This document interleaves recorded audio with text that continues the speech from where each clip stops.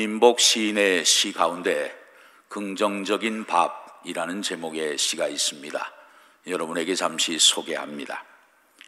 시 한 편에 3만 원이면 너무 박하다 싶다가도 쌀이 2마리인데 생각하면 금방 마음이 따뜻한 밥이 되네. 시집 한 권에 3천 원이면 든 공에 비해 헐하다 싶다가도 국밥이 한 그릇인데 내 시집이 국밥 한 그릇만큼 사람들 가슴을 따뜻하게 덮여줄 수 있을까 생각하면 아직 멀기만 하네. 시집이 한 권 팔리면 내게 300원이 돌아온다. 박리다 싶다가도 굵은 소금이 한 되박인데 생각하면 푸른 바다처럼 상할 마음 하나 없네. 시인은 시 한 편 한 편을 쓸 때마다 정말 진액을 다 쏟아서 시를 썼을 것입니다. 그런 시들을 모아서 시집을 펴냈는데 시집의 가격을 보니까 너무 헐값이라고 생각이 들었던 모양입니다. 그러다가도 아이고 그래 이게 어디냐, 이거면 국밥 한 그릇인데 하면서 자기 마음을 다독거리고 있습니다. 그 당시 시집 한 권이 팔릴 때마다 시인에게 인세 300원이 주어졌던 것 같습니다. 에게 겨우 300원 그러다가도 이거면 굵은 소금이 한 되박인데 하면서 생각을 바꾸는 시인의 모습이 잔잔한 감동을 던져줍니다. 이 시를 읽으면서 문득 이런 생각이 들었습니다. 모든 가치가 가격으로 매겨지는 이 시대에 나의 가치는 과연 얼마일까? 나의 가격은 과연 얼마나 될까? 그런 생각이 들었습니다. 우리는 언젠가부터 풀 한 포기, 돌멩이 하나에도 가격을 매기기 시작했습니다. 그러나 세상에는 돈으로 환산할 수 없는 것들이 참 많이 있지요. 매일 비추어지는 햇빛, 신선한 공기, 농작물에 내려지는 비, 또 수많은 자연의 혜택 등등, 그리고 하나님이 명하셔서 지금 우리가 그 명을 받들어 감당하고 있는 거룩한 사명의 역사들, 이걸 어떻게 돈으로 셈할 수가 있겠습니까? 여러분이 세상에 나가 일을 하면서 수고의 대가로 받는 월급이 나의 가치라고 생각할 수도 있을 거예요. 만약 그렇다면 우리는 바람에 흩날리는 쌀랑눈처럼 늘 비틀거릴 수밖에 없을 것입니다. 그러나 우리 한 사람 한 사람은 절대로 돈으로 가치를 매길 수 없는 너무나 소중한 존재들입니다. 왜 그럴까요? 오늘 본문은 그 이유를 잘 말씀해 주고 있습니다. 본문 18절 19절을 보시죠. 너희가 알거니와 너희 조상이 물려준 헛된 행실에서 대속함을 받은 것은 은이나 금같이 없어질 것으로 된 것이 아니요 오직 흠없고 점없는 어린 양 같은 그리스도의 보배로운 피로 된 것이니라. 너희는 대대로 내려오는 조상들의 헛된 행실에서 죄 사함을 받은 사람들이 되었다. 그런데 무엇으로 죄 용서를 받은 줄 아느냐? 그것은 오직 흠도 없고 점도 없는 깨끗한 어린 양 같은 예수 그리스도의 보배로운 피로 대속함을 받은 것이다. 그것을 오늘 본문이 분명히 말씀해 주고 있습니다. 우리는 어떤 존재입니까? 예수 그리스도의 보배로운 피로 죄 사함을 받은 사람들인 줄로 믿습니다. 여러분, 피는 참 신비롭습니다. 피를 많이 흘리면 죽습니다. 왜? 피는 생명이기 때문에 그래요. 피는 참 신비한 물질입니다. 수백 년 동안 의학자들과 과학자들이 생명이 어디에 있는 것일까 연구를 참 많이 했습니다. 결론적으로 생명의 신비는 피에 숨겨져 있다는 것을 알게 됐어요. 그런데 사실 이것은 수천 년 전에 하나님이 이미 말씀하신 것이죠. 레위기 17장 11절 상반절에 보면 육체의 생명은 피에 있음이라 하나님이 분명히 말씀해 주셨습니다. 이 한 구절만 읽어봤더라면 답을 얻을 수 있었을 텐데 학자들은 수백 년 동안의 연구를 통해서 비로소 이 결론을 얻게 된 것입니다. 인간의 과학은 하나님의 형상을 따라 지음을 받은 참 인간을 절대로 만들 수가 없습니다. 생명이 담겨있는 피 한 방울도 결코 만들 수가 없습니다. 특별히 예수님께서 흘리신 피는 너무나도 신비로워서 오늘 본문 19절 하반절에 보면 그것을 보배로운 피라고 표현을 했어요. 그래서 예수님의 피를 우리가 뭐라고 부릅니까? 보혈이라고 부르는 것이죠. 성경은 말씀합니다. 레위기 17장 11절 하반절에 보면 피가 죄를 속하느니라 말씀했습니다. 그렇습니다. 예수님의 보혈은 우리의 더러운 죄를 씻고 덮어주는 신비한 능력이 있습니다. 조상들이 물려준 헛된 행실에서 대속함을 받게 하는 구원의 능력이 있습니다. 예수님의 보혈은 마귀를 두려워하게 하고 떨게 하는 권세의 능력이 있습니다. 그 보혈은 인간의 모든 질병을 깨끗이 치료하는 치유의 능력이 있는 것입니다. 할렐루야! 우리가 성경을 자세히 읽어보면 사실 신구약 성경은 피로 시작을 해서 피로 끝을 맺는 책이라는 것을 확인할 수가 있습니다. 하나님께서는 천지와 우주 만물을 창조하시고 또 하나님의 형상을 따라 인간을 만드셔서 에덴 동산에 두셨습니다. 그리고 인간에게 한 가지 계명을 주셨습니다. 동산에 있는 각종 나무의 열매들은 너희들이 다 먹을 수가 있다. 그러나 단 하나, 동산 중앙에 있는 선악을 알게 하는 나무의 실과는 절대로 먹으면 안 된다. 먹으면 반드시 죽는다. 엄한 명령을 내리셨어요. 그런데 참 불행하게도 인간은 하나님의 말씀을 경홀히 여기고 이 선악과를 그만 따먹고 말았습니다. 그 순간 모든 것이 뒤죽박죽 뒤틀려 버리고 말았어요. 사랑해야 할 인간관계가 깨져버렸습니다. 서로 간에 증오심이 일어나고 책임 전가가 있게 됩니다. 또 급기야는 살인이 난무하게 된 것이죠. 한낱 도구에 불과한 물질인데 인간은 그것을 신처럼 숭배하기 시작합니다. 자기들을 지으신 창조주 하나님을 예배하지 않습니다. 겸손히 피조물의 자리에 서려고 하지도 않습니다. 이제는 스스로 신이 되려고 하는 거예요. 내가 하나님이 되려고 하는 거예요. 아담과 하와는 하나님과의 약속을 어긴 후 너무 두려워서 나무 그늘에 숨어버렸습니다. 그 아담과 하와를 하나님이 찾아오셨지요. 아담아, 네가 어디 있느냐? 하나님은 하나님의 말씀에 불순종함으로 범죄한 아담과 하와에게 사망의 형벌을 내리셨습니다. 그래서 인간에게는 누구도 예외 없이 다 죽음을 맞이하게 되는 것이죠. 그리고 하나님은 저들을 에덴 동산에서 쫓아내시고 다시는 생명나무의 열매를 따먹고 영생하지 못하도록 그룹들과 불칼을 두어서 생명나무로 나아가는 길을 지키게 하셨습니다. 결국 인간은 불순종의 죄값으로 말미암아 신락원, 낙원을 상실하게 되었고 영원한 생명, 영생을 잃어버린 참으로 비참한 존재가 되고 만 것이죠.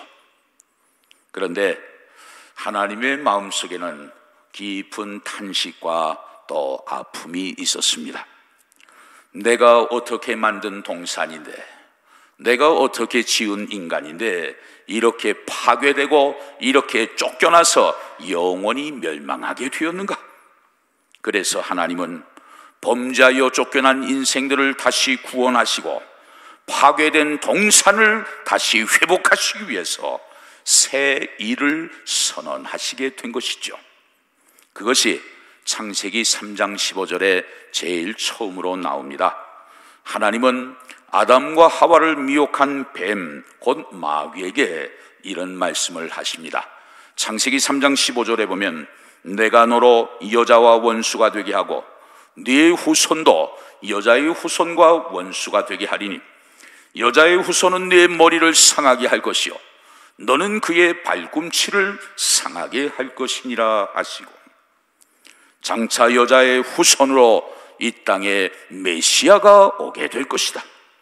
그 메시아는 뱀의 머리 곧 마귀의 머리를 깨뜨리시고 너는 십자가에서 메시아의 발꿈치를 상하게 할 것이다. 예수님의 십자가의 구속의 역사가 있게 될 것을 처음으로 예언적으로 말씀해 주신 구절입니다. 그래서 신학자들은 창세기 3장 15절을 가리켜서 원시복음이다 혹은 복음의 원전이다 그렇게 표현하기도 합니다. 이 말씀을 하시고 하나님께서는 아담과 하와를 위해 옷을 하나 입혀주셨습니다. 사실 아담과 하와는 선악과를 따먹고 선악을 알게 되니까 자기들이 벗고 있는 모습이 부끄럽게 느껴졌어요. 그래서 그 부끄러움, 그 수치를 감추기 위해서 어떻게 합니까? 무화과 나뭇잎을 엮어가지고 나뭇잎 치마를 만들어 입었어요. 그런데 그 나뭇잎 치마가 부끄러움, 수치를 영원히 감춰줄 수 있을까요? 바람이 붑니다. 햇볕이 내리쬐입니다. 시간이 흐르다 보니까 나뭇잎이 말라서 다 떨어져 버리는 거예요. 인간의 힘으로는 그 어떤 인간의 노력으로도 인간의 죄, 수치, 부끄러움을 결코 가릴 수 없는 것이다. 이 무화과 나뭇잎 치마를 통해서 우리가 다시 한번 확인할 수가 있습니다. 그래서 하나님께서는 아담과 하와를 위해 옷을 하나 입혀 주셨는데 그 옷이 뭡니까? 창세기 3장 21절에 보면 여호와 하나님이 아담과 그의 아내를 위하여 가죽옷을 지어 입히시니라 말씀합니다. 아담, 하와, 너희 잘 들어. 인간의 부끄러움은 무화과 나무 잎으로 가려지는 것이 아니다. 인간적인 방법으로 죄의 수치가 씻어지는 것이 아니야. 짐승을 잡아 피를 흘리게 하고 그 가죽을 벗겨서 만들어진 옷이 너희의 죄악의 허물을 덮어주는 것이다.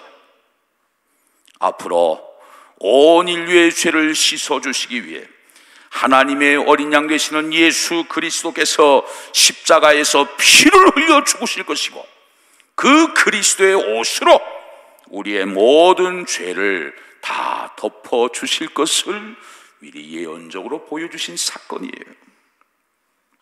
에덴 동산에서 이 피의 역사는 바로 이렇게 시작이 된 것입니다.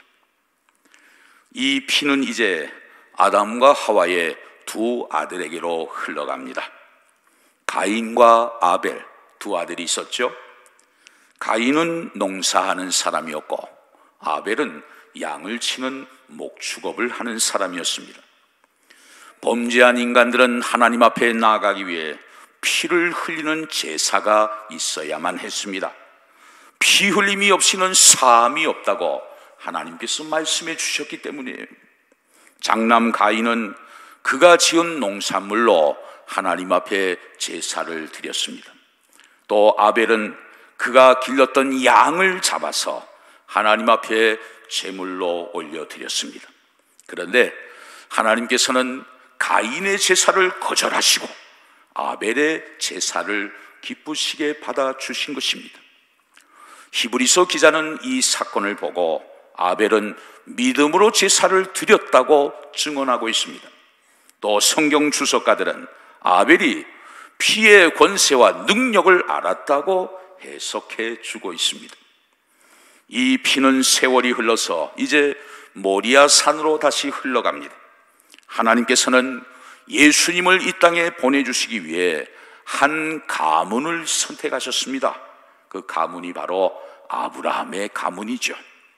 그런데 아브라함 가정에 자식이 있어야 그 후손을 통해 메시아 예수 그리스도께서 오실 텐데, 안타깝게도 아브라함 가정에는 자식이 없었습니다. 그 아들이 아브라함의 나이 100세나 되어서야 비로소 태어났습니다. 아브라함 입장에서 그 아들이 얼마나 예뻤겠습니까? 느지막하게 아들 보는 재미에 살아가던 어느 날 하나님께서 아브라함에게 말씀하십니다. 아브라함아, 아브라함아, 내 아들 이삭을 모리아 산에서 제물로 바치거라. 아브라함은 이 말씀을 들으면서 도저히 이해가 안 됐을 거예요. 정말 용납할 수 없었을 거예요. 그러나 하나님의 말씀이기 때문에 아브라함은 그 말씀에 철저히 순종합니다. 그 다음날 일찍 사랑하는 아들을 데리고 모리아 산으로 올라갔습니다. 그 산에서 아들을 결박하고 그 산의 제단에 그 아들을 올려놓고 칼을 뽑아서 아들의 목을 내리치려고 했어요. 그때 다급한 하나님의 음성이 들려옵니다. 아브라함아, 아브라함아, 그 아이에게 손을 대지 말라. 네가 독자까지도 내게 아끼지 않는 것을 보니 네가 하나님을 경외하는 것을 이제야 내가 알겠노라. 아브라함은 그 순종, 그 충성을 통해서 믿음을 인정받게 된 것입니다. 그 말씀을 듣고 옆을 살펴보니까 양 한 마리가 수풀에 걸려서 신음소리를 내고 있어요. 그래서 아브라함은 이삭을 대신하여 그 양을 잡아서 피의 번제를 하나님 앞에 올려드리게 되었습니다. 아브라함이 번제를 드린 바로 그 자리에 이스라엘 나라가 세워졌고 솔로몬 성전이 지어지게 된 것 아닙니까? 이처럼 구약에는 곳곳에 피가 흥건히 고여있는 모습을 볼 수가 있습니다. 이것은 장차 신약시대에 예수님이 흘리실 보혈을 미리 그림자로 예표해 주고 있는 것이죠. 여러분, 예수님은 천지와 우주 만물을 지으신 창조주이십니다. 그가 없이 만들어진 것은 아무것도 없습니다. 그런데 그처럼 위대하신 분이 이 땅에 인간의 몸을 입고 오셔서 피를 흘리셨어요. 그것도 온갖 수치와 부끄러움을 다 담당하시고 십자가에서 처절하게 피 흘려 돌아가신 것입니다. 이 세상에 오신 예수님은 십자가를 목전에 두고 겟세마네 동산에 올라 기도하셨습니다. 땀방울이 핏방울이 되도록 간절히 기도하셨습니다. 그리고 십자가를 지시기 전 무려 3시간 동안이나 로마 군사들에 의해 채찍에 맞으셨습니다. 살은 찢겨지고 온몸에서 피가 줄줄 터져 나왔어요. 왜 아무 죄도 없으신 예수님이 이런 고난과 고초를 당하셔야 했을까요? 그 이유에 대해서 성경은 이렇게 답을 줍니다. 이사야 53장 5절에 보면 그가 찔림은 우리의 허물 때문이요 그가 상함은 우리의 죄악 때문이라. 그가 징계를 받음으로 우리는 평화를 누리고 그가 채찍에 맞음으로 우리는 나음을 받았도다. 예수님은 우리의 허물 때문에 찔리셨고 우리의 죄악 때문에 온몸이 상하셨어요. 범죄한 우리를 대신하여 그분이 친히 징계를 받으셨기 때문에 우리는 하나님과 평화를 누리게 되었습니다. 온갖 아픔과 상처투성인 우리를 대신해서 그분이 채찍에 몸소 맞으셨기 때문에 우리 모두는 다 나음을 얻게 된 것입니다. 할렐루야. 여러분, 우리가 하나님 앞에 나아간다는 것은 무엇을 의미하는 것일까요? 그것은 우리가 예수님의 십자가 밑으로 나아가는 것입니다. 그 십자가 밑에 무릎을 꿇고 십자가 위에서 떨어지는 보혈의 은혜에 적셔지는 것입니다.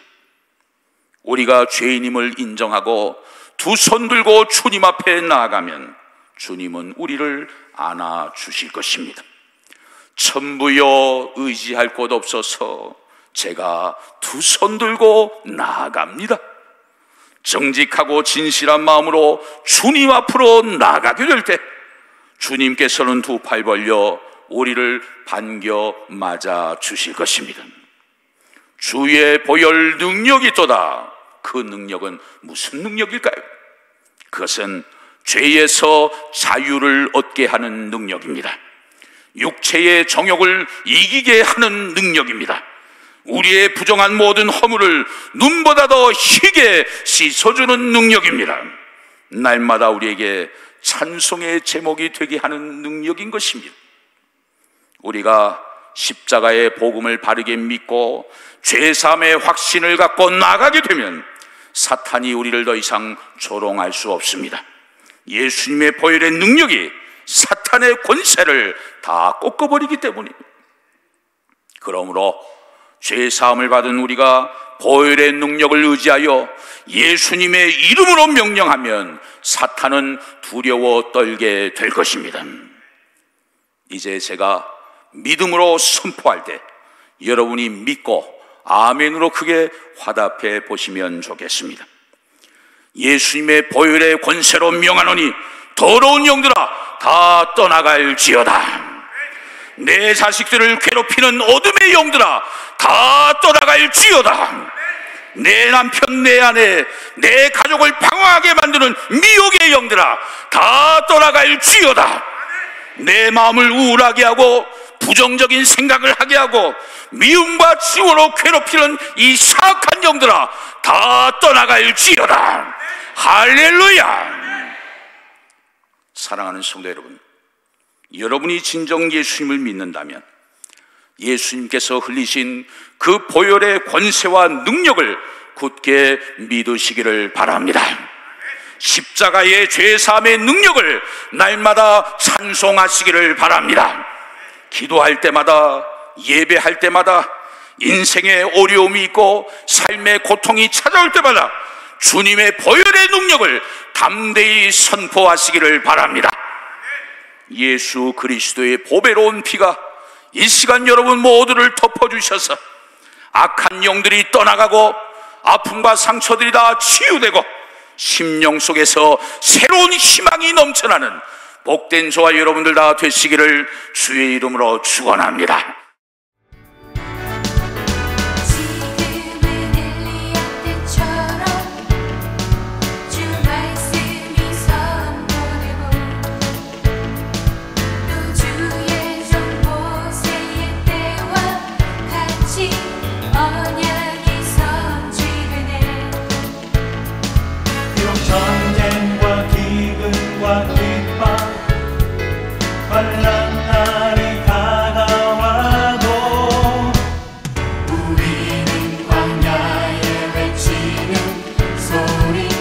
yeah.